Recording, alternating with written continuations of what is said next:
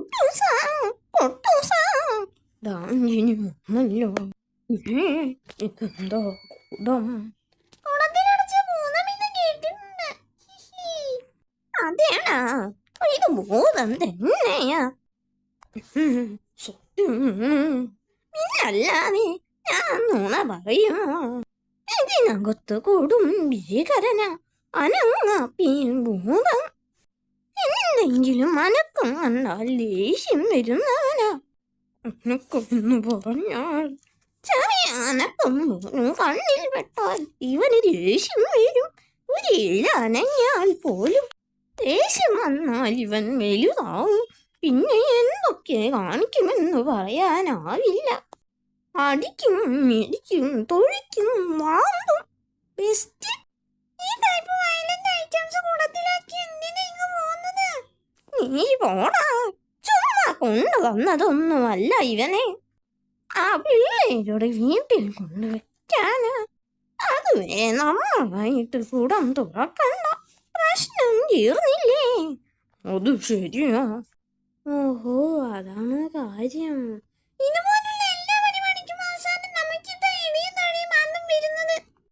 ഇവൻ കംപ്ലീറ്റ് നെഗറ്റീവാണല്ലോ. നീ മിണ്ടാതിരി.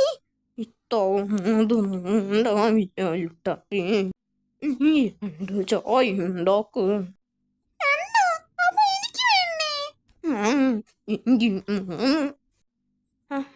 പതുക്കെ കുടം തുറക്കാം.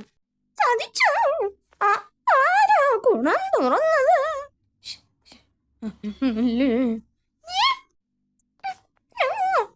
പുറത്തെത്തി.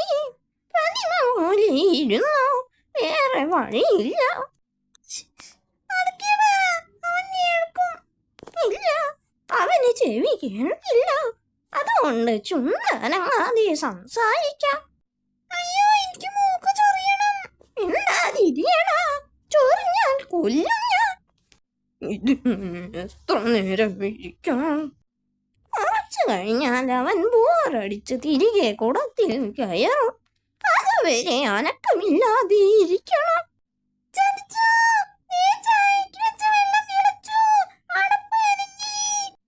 അനങ്ങാപ്പി അത് കണ്ടതും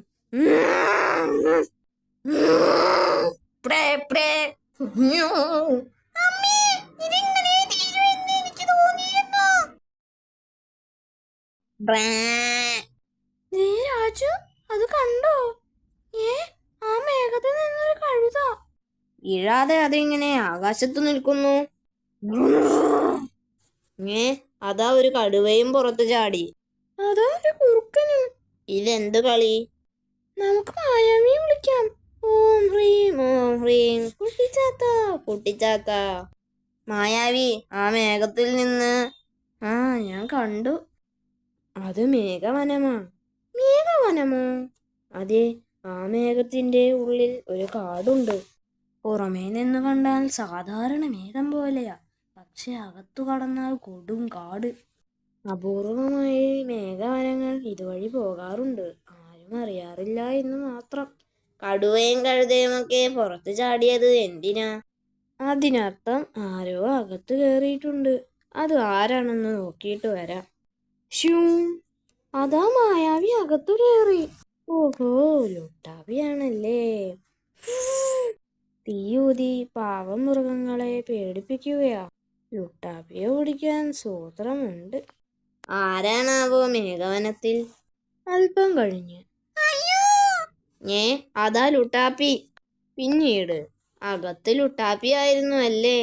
ലുട്ടാപ്പി എങ്ങനെ പുറത്തു ചാടിച്ചു? ലുട്ടാപ്പിക്ക് ഏറ്റവും പേടിയുള്ള ആളെ ഞാൻ കൊണ്ടുവന്നു.